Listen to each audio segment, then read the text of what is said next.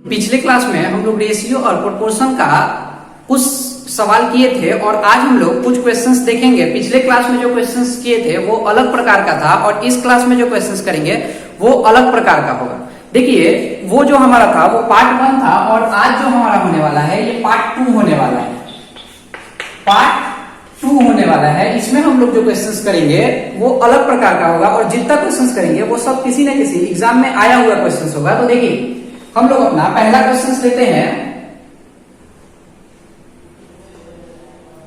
पहला क्वेश्चन हमारा दिया हुआ है कि x अनुपात y बराबर 2:1, x अनुपात y बराबर 2:1 होने से हमसे पूछ रहा है कि x² माइनस y² अनुपात x² प्लस y² का वैल्यू कितना होगा, ये हमारा क्वेश्चन है। और ये कब आया हुआ है तो ये रेलवे में 2010 में ये सवाल पूछा गया था। क्वेश्चन क्या है कि x अनुपात y 2:1 है और हमको निकालना है कि x² माइनस y² अनुपात x² प्लस y² का वैल्यू कितना होगा। तो ये क्वेश्चन देखिए इसमें हमको कुछ भी करना नहीं है, सिर्फ ये चीज लेकर के इसमें इसका हमको मान बैठा देना है। x² माइनस y², x² के जगह पे क्या बैठ जाएगा 2, तो x 2 का स्क्वायर कितना हो जाएगा 4। इसमें से क्या घटाना है y², y की जगह पे क्या होने वाला है 1, तो 1 का स्क्वायर 1 का स्क्वायर करेंगे कितना रह जाएगा बताइए, 1 ही रह जाएगा। तो 4 में से 1 घटेगा अनुपात। फिर दूसरे में क्या है x² प्लस y², x² के जगह पे फिर हमारा 2, तो उसका स्क्वायर करेंगे 4, 1 का स्क्वायर करेंगे 1, ये हमारा हो गया। देखिए 4 में से 1 घटाएंगे कितना हो जाएगा 3 अनुपात 4 1 5, ये हमारा आंसर हो जाएगा। ठीक है, देख सकते हैं आप कितना आसान सवाल रेलवे के एग्जाम में पूछा जाता है। ठीक, और आप इसको सिर्फ अच्छे से समझते चलिए, आपको इसको नोट करने की कोई जरूरत नहीं है क्योंकि इसका पीडीएफ आपको हमारे टेलीग्राम चैनल पर मिल जाएगा। ठीक, अगर आपको ये समझने में दिक्कत हो रहा है कि हम ये 2 और 1 कैसे यहाँ पे वैल्यू पुट कर दिए, तो आप इस मतलब रेशियो और प्रोपोर्शन का जो स्टार्टिंग पार्ट है पार्ट 1 है उसको एक बार देख लीजिए, तो आपको ये समझने में बहुत ही आसानी होगी।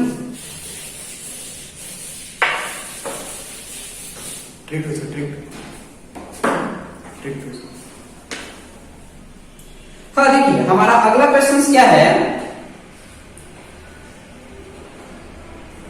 यहां पर हमको दिया हुआ है कि 3a प्लस 5b अनुपात 3a माइनस 5b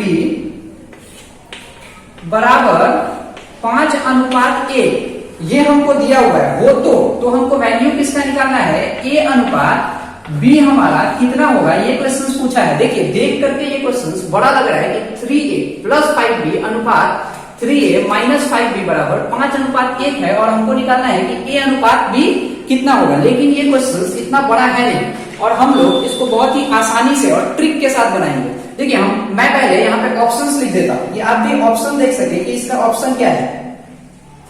ओह, हमारे पास यहाँ पर ऑप्शन लिखा हुआ नहीं है तो मैं ऑप्शन नहीं लिख सकता, लेकिन देखिए इसको हम लोग बनाएंगे कैसे, पकड़ेंगे कैसे कि बनाना कैसे। ए और बी का हम कुछ ऐसा वैल्यू मानेंगे, ध्यान से सुनिएगा, ए इस वाले ए का और इस वाले बी का हम कुछ ऐसा वैल्यू मानेंगे कि इन दोनों को प्लस करने के बाद, मतलब ए को इससे मल्टीप्लाई इससे गुणा करने के बाद बी को इससे गुणा करने के बाद जब दोनों को जोड़े तो हमारा 5 आता है और यहाँ पे इससे इसको घटाएं तो हमारा 1 आता है। ये वैल्यू हम लोग मानेंगे तो हमको इसको सॉल्व नहीं करना पड़ेगा, सिर्फ 1 या 2 लाइन में ही हमारा आंसर निकल जाएगा। देखिए यहाँ पे हम कोई भी वैल्यू पकड़ लेते हैं, जैसे कि अगर ए के जगह पे हम 5 पकड़ लें तो ये 5 3 15 और बी के जगह पे हम 10 15 2 पकड़ लेते हैं। ए के जगह पे 5 और बी के जगह पे 2 पकड़ लेते हैं तो होगा क्या, देखिए 5 3 15 प्लस इसके बी के जगह पे 2 पकड़े हैं तो 5 दूनी 10 अनुपात 3a, मतलब फिर यहाँ पे 15 घटाव 10। इसको अगर हम सॉल्व करेंगे तो क्या हो जाएगा 15 10 25 अनुपात 15 में से 10 घटाएंगे तो मेरा कितना आ जाएगा 5। अब देखिए इसको हम अगर कैंसिल कर ले तो 25 और 5 एकम 5, ये चीज मेरा देखिए ये चीज आ जा रहा है, मतलब ये प्रूफ हो रहा है ना। तो हम लोग जो ए की जगह पे 5 और बी की जगह पे 2 पकड़े थे, यही मेरा आंसर हो जाएगा। तो ए अनुपात बी मेरा कितना निकल गया, ए अनुपात बी मेरा कितना निकल गया 5:2। देखिए ये कितना आसान था। इसको हम लोग अगर जैसे बुक में बताया जाता है वैसे अगर बनाने जाते हैं तो ये हमारा बहुत टाइम ले लेता है, ठीक है। तो वैसे हम लोग बनाएंगे नहीं। और देखिए ये आपको समझाना था, इसीलिए हम इसको बोर्ड पे इतना लंबा सॉल्व भी किया। अगर आपको समझाना नहीं रहता तो हम इसको बिना सॉल्व किए सिर्फ यहीं पे जैसे ए की जगह पे 5 और बी की जगह पे 2 माने, यहीं पे हम इसको कैलकुलेट कर लेते कि अच्छा मेरा आंसर 5:2 आने वाला है और ये मेरा आंसर हो जाता है, ठीक है। इसके बाद हम लोग चलते हैं हमारे अगले क्वेश्चन की तरफ।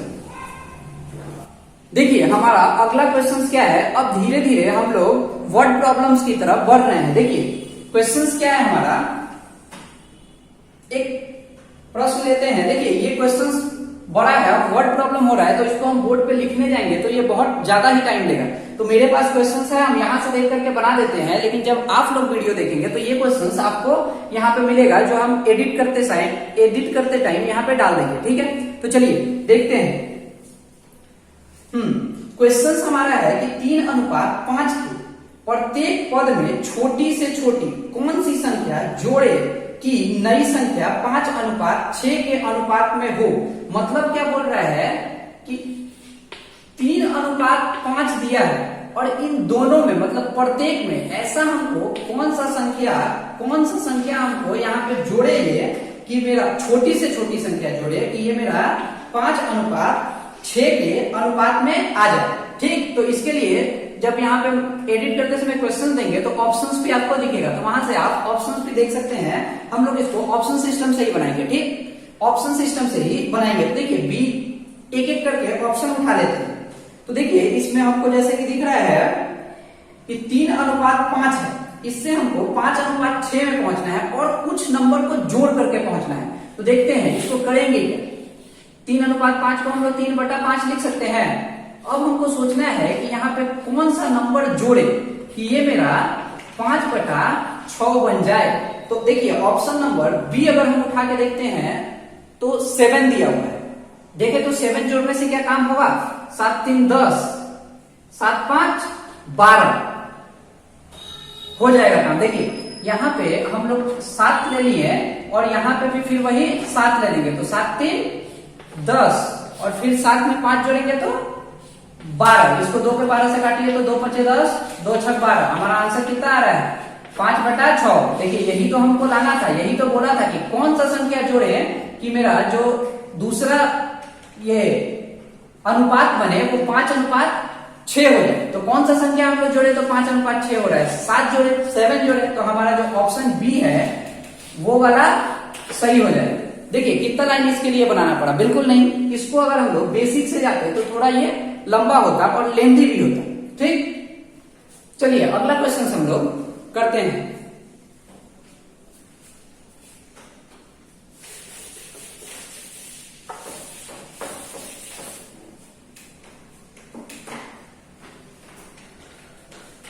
हाँ देखिए अगला हमारे पास क्या क्वेश्चन है वो देख लीजिए।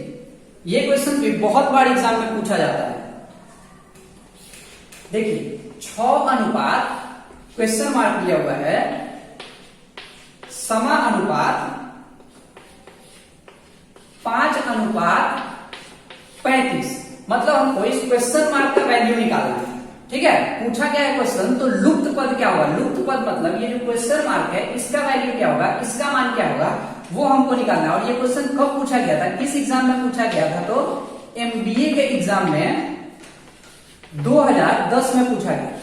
देखिए हम लोग जितना क्वेश्चंस कर रहे हैं, जितना भी प्रश्न कर रहे हैं वो किसी ना किसी एग्जाम में पूछा गया है, ठीक।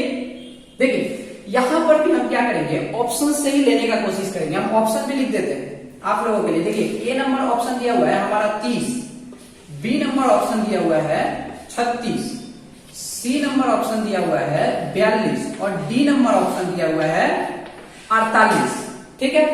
इसको भी वैसे ही करेंगे कि हम यहां पर इस ऑप्शन में से कौन सा नंबर उठा करके बैठाएं कि ये मेरा समानुपात हो जाए। और समानुपात हम अपने पहले वीडियो में ही मतलब अनुपात और समानुपात का जो पार्ट 1 है उसी में बताए थे कि समानुपात तभी होगा जब दोनों अनुपात एक दूसरे के बराबर हो। समानुपात नाम से ही पता चल रहा है, तो एक दूसरे के बराबर होना चाहिए। तो ये देखिए 6 बटा, नीचे में मेरे पास कुछ नहीं है, ये बराबर होगा 5 बटा 35। 5 बटा 35 मतलब 5 एकम 5, 7 बटे 35, 7 बचे 35 मतलब 1 बटा 7। यहां पे भी हमको कुछ ऐसा नंबर लेना है जो कि काटने के बाद 1 बटा 7 आ जाए। ठीक, ऑप्शन से देखते हैं। 30 लेंगे तो ऐसा होगा क्या, 30, 6 बचे 30, 1 बटा 5 आ जाएगा, 7 नहीं आएगा। 36 लेंगे, 6 6 का 36, 1 बटा 6 आ जाएगा, 7 नहीं आएगा। अगर हम 42 ले, अगर हम इस क्वेश्चन मार्क के जगह पे 42 को बैठाएं, 42 बैठाएं तो 6 एकम 6, 6 सत्ते 42 मतलब 1 बटा 7 आ रहा है। तो क्या हम बोल सकते हैं कि मेरा आंसर ये ऑप्शन सी होने वाला है? बोल सकते हैं ना। ठीक है, तो हमारा आंसर जो है ये ऑप्शन सी 42 हो गया। कितना आसान था, सिर्फ हमको कॉन्सेप्ट पता होना चाहिए कि समानुपात कब होने वाला है। समानुपात होने का मतलब है इस दोनों पद को सॉल्व करने के बाद जो मेरा आएगा वही इस दोनों पद को भी सॉल्व करने के बाद आना चाहिए, तभी उसको हम लोग बोलेंगे कि वो समानुपात है। ठीक, तो ये सवाल भी हमारा कितना इजिली बन गया। ठीक है, इसके बाद हम लोग हमारे अगले सवाल की तरफ बढ़े उससे पहले मैं आपको बता देना चाहता हूं कि अगर आप हमारे साथ जुड़ना चाहते हैं, मतलब ऑनलाइन या ऑफलाइन क्लासेस हमारे साथ करना चाहते हैं, तो आप ऑनलाइन या ऑफलाइन दोनों क्लासेस के लिए हमारे नंबर पे कांटेक्ट कर सकते हैं जो कि आपको वीडियो के नीचे में दिखाई दे रहा होगा। ठीक है, अगर आप यहाँ लोकली बिलोंग करते हैं, अगर आप हम तक पहुंच सकते हैं तो ऑफलाइन क्लासेस के लिए आइए, और नहीं पहुंच सकते हैं तो ऑनलाइन क्लासेस के जरिए भी आप हमसे जुड़ सकते हैं। ठीक है, चलिए अब हम अपना अगला प्रश्न देखते हैं। देखिए हमारे पास अगला सवाल क्या है, ये भी जो सवाल है हमारे पास वो वर्ड प्रॉब्लम है। तो इस क्वेश्चंस को भी हम बोर्ड पे नहीं लिख रहे हैं, एडिट करते टाइम मैं यहाँ पे वो क्वेश्चंस डाल दूंगा, तो आप यहाँ से उस क्वेश्चन को देख सकते हैं। मेरे पास वो क्वेश्चन है तो हम यहाँ से देख लेते हैं। देखिए क्वेश्चन क्या है कि दो संख्या 1:3 के अनुपात में, दो संख्या है जो कि 1:3 के अनुपात में, यदि इनकी योगफल 240 हो, मतलब इन दोनों संख्याओं का योगफल जो है वो 240 है, तो इनका अंतर कितना होगा। पूछा है कि इनका डिफरेंस कितना होने वाला है। देखिए इसको कैसे बनाएंगे, क्या बोला है हमको, अनुपात दिया है ना 1:3, और इनका क्या बोला है, ये जो दोनों दिया हुआ है ये अनुपात में दिया हुआ है, ये संख्याएं नहीं है। लेकिन यहाँ पे क्या बोल रहा है कि ये जो भी संख्या हो उन दोनों का जब योगफल हम लोग कर रहे हैं तो कितना आ जा रहा है, योगफल कितना आ जा रहा है 240। तो पूछ रहा है कि वही दोनों संख्या को जब हम घटाएंगे तो हमारा आंसर कितना आएगा। यहां पर देखिए हमको संख्या दिया ही नहीं है, अगर संख्या दे देता दो को कि इस संख्या को जोड़ करके इतना आ रहा है तो इसी संख्या को घटाएंगे तो आंसर कितना आएगा हम लोग बता सकते थे। यहां पे संख्या है नहीं, तो इसको कैसे करेंगे, इसको भी देखिए बेसिक तरीके से बिल्कुल नहीं जाएंगे, हमको एग्जाम निकालना है तो हम ट्रिक पे ध्यान देंगे, कैसे एकदम आसानी के साथ इसको बना सकते हैं। देखिए मक्खन जैसे बनेगा, एकदम आसानी से, मक्खन मुंह में रखे पेट में चला गया, उतना आसान है ये भी। देखिए इन दोनों का योगफल ही 240 है ना, तो हम अनुपात का भी योगफल ले लेते हैं। तो 3 और 1 का योगफल 4, 4 का मतलब ही तो 240 है मेरे पास, 4 का मतलब 240, तो 1 का मतलब कितना होने वाला है, 4 6 24, 1 का मतलब 7। हमसे पूछ क्या रहा है कि इन दोनों का डिफरेंस कितना होगा, मतलब इन दोनों को घटा के कितना आने वाला है। तो ये लीजिए घटा लीजिए, 3 में से 1 घटाएंगे 2, मतलब 2 का मतलब ये हमसे पूछ रहा है, तो 2 का मतलब 120। ये हो गया मेरा आंसर। कितना आसान था, क्वेश्चन पढ़ के देखिए, लगता है कितना मुश्किल सवाल दिया हुआ, एग्जाम में दिख जाए तो छूट ही जाएगी, बनाना कितना आसान है इसको वो देखिए। ठीक है, अगर नहीं समझ में आ रहा है तो आप हमारे पहले पार्ट 1 जो हमारा वीडियो है उसको देख लीजिए, उसके बाद इसको देखिए, तो आपको यह वीडियो बहुत अच्छी तरीके से समझ में आएगा। ठीक, देखिए 1-2 क्वेश्चंस और कर लेते हैं।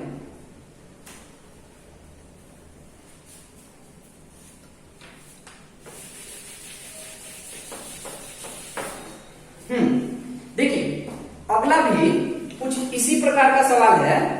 देखिए यहां पे क्या बोल रहा है, आप लोग यहां पे देख सकते हैं क्वेश्चन क्या है, किसी व्यक्ति की आय तथा व्यय क्रमशः 11:10 के अनुपात में है। आय और व्यय क्या क्या है, आय मतलब कितना कमाता है, और व्यय इतना खर्चा कर देता है। आय और व्यय दिया हुआ है, किस अनुपात में दिया हुआ है, तो 11:10 के अनुपात में। मान लीजिए 11 रुपया कमाता है वो और 10 रुपया खर्चा कर देता है, 1 रुपया बचा रहा है, ठीक, इस अनुपात में खर्चा कर देता है। यदि प्रति वर्ष वह 9,000 की बचत करता है, कितना का बचत कर रहा है, एक साल में, प्रति वर्ष, एक वर्ष में वो बचत कर रहा है, कितना का बचत कर रहा है, तो रुपए 9,000, इतना रुपया वो प्रति वर्ष बचा ले रहा है। तो हमसे पूछ क्या रहा है, तो उसकी मासिक आय कितनी है, वो कितना कमा रहा है कि वो इस अनुपात में व्यय करने के बाद, उसको खर्च करने के बाद इतना रुपया अगर बचा ले रहा है तो वो कमा कितना रहा है, हमको वो चीज निकालना है। देखिए इसको भी हम लोग एकदम ट्रिक से बनाएंगे, एकदम आसान, जैसे इसके पहले वाले क्वेश्चन को बनाए वैसे ही इसको भी बनाएंगे एकदम आसानी से। देखिए कितना आसान होने वाला है ये क्वेश्चन।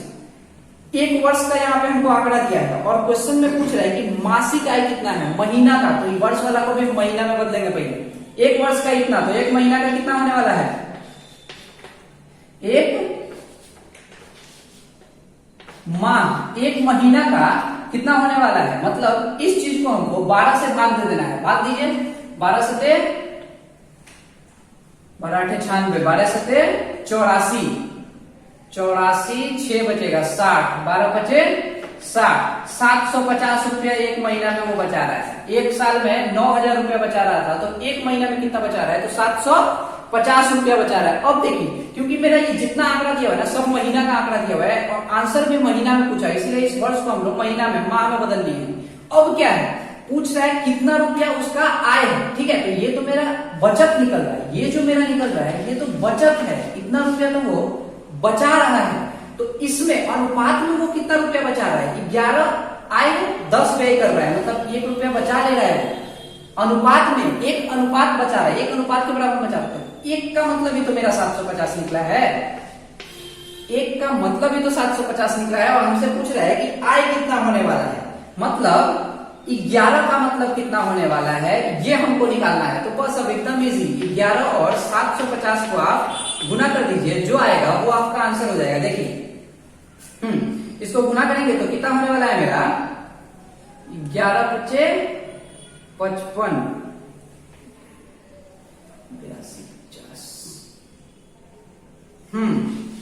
82, 50, इतना रुपया वो क्या कर रहा है, हर महीने में आय कर रहा है, ठीक है, 8,250 रुपया वो हर महीने में कमा रहा है, ठीक। अब यहाँ पे अगर हमसे पूछा होता है कि वो हर महीने कितना व्यय कर दे रहा है, कितना खर्च कर दे रहा है, तो हम लोग इस एक के बाद 10 का अनुपात निकाल लेते हैं। हमसे क्वेश्चन में पूछा था कि आय कितना है उसका, तो आय निकाल देते। पूछा होता है कि उसका व्यय कितना है, कितना खर्च कर दे रहा है, तो व्यय भी निकाल देते। व्यय कैसे निकल जाता है मेरा, इस 10 को इस 750 से गुना कर देते, 10 को 750 से गुना कर देते, तो जो मेरा निकलने वाला था ये व्यय निकलने वाला था कि कितना रुपया यह हर महीना खर्चा कर दे रहा है, ठीक है। ये क्वेश्चन भी हो गया। इसी के तरह एक और लास्ट क्वेश्चन हम लोग कर लेते हैं, ये हमारा लास्ट क्वेश्चन होगा। इसके बाद जो आपको वीडियो मिलेगा वो पार्ट 3 में मिलेगा, ठीक है। हर जो हमारा क्वेश्चन है वो अलग अलग प्रकार का है, लेकिन देखिए हम क्वेश्चंस को कितनी आसानी से सॉल्व कर रहे हैं, ठीक।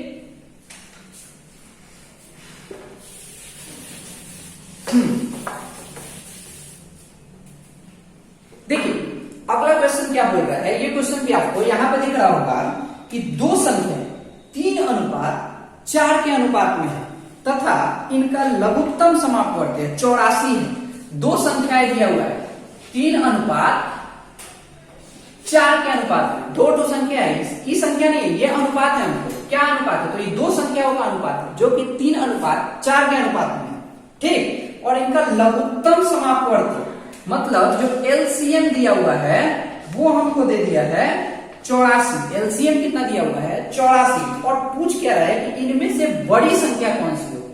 क्या पूछ रहा है, इनमें से बड़ी संख्या कौन सी होगी। दो संख्याओं का अनुपात दे दिया, एलसीएम दे दिया, मतलब इसका लघुत्तम समापवर्ती दे दिया। अब पूछ लिया कि बड़ी संख्या कौन सी होगी। अनुपात की जगह पे अगर संख्या दिया रहता तब तो हम आराम से निकाल लेते कि कौन सा बड़ा कौन सा छोटा है, लेकिन अनुपात दे दिया तो क्वेश्चन देख के लग रहा है कि यहाँ पे भारी मुश्किल पड़ गया है, एकदम पहाड़ पड़ गया है शरीर पे, लेकिन ऐसा बात नहीं है, पहाड़ नहीं पड़ा है। देखिए ये कैसे बनेगा, एलसीएम हमको दिया है ना, लघुत्तम समापवर्ती दिया है, तो हम वही काम यहाँ पे भी करेंगे। ये जो हमारा अनुपात है ना, इस अनुपात का भी लघुत्तम समापवर्त निकाल लेंगे। तो 4 और 3 का एलसीएम कितना निकलने वाला है? 12।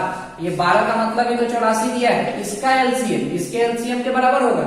हो गया 12 का मतलब 84, मतलब 1 का मतलब कितना होगा? 12 7 84। 1 का मतलब कितना हो गया? 7। अब हमसे पूछा है कि बड़ी संख्या कौन सी होने वाली है? बड़ी ही पूछा है ना। हाँ, पूछा है कि बड़ी संख्या कौन सी होने वाली है। तो अनुपात में कौन सा बड़ा है? 4। तो 4 7 4 28, ये हमारा हो गया बड़ा संख्या। अगर यही हमसे प्रश्न में पूछा होता कि इसमें सबसे छोटी संख्या कौन सी होने वाली है, तो अनुपात में सबसे छोटा वाला ले लेते, पकड़ लेते कि 3 का मतलब कितना होने वाला है। तो 7 3 21, ये हमारा हो गया सबसे छोटा, ये हमारा हो गया सबसे छोटा, ये हमारा हो गया सबसे बड़ा। देखिए क्वेश्चन देखने में कितना मुश्किल था, लेकिन कितना आसान। अगर आप ग्रुप डी की तैयारी कर रहे हैं और हम जो पढ़ा रहे हैं आपको समझ में आ रहा है, तो हमारे चैनल को सब्सक्राइब कर लें और वीडियो को भी जरूर से जरूर शेयर करें। आपको इस चैनल पे और भी सब्जेक्ट का नेक्स्ट डे से वीडियो देखने के लिए मिलेगा, ठीक। और ऑनलाइन या ऑफलाइन क्लासेस के लिए जो हमारा नंबर आपको स्क्रीन के नीचे में दिख रहा है, उस पर कॉन्टेक्ट कर सकते हैं।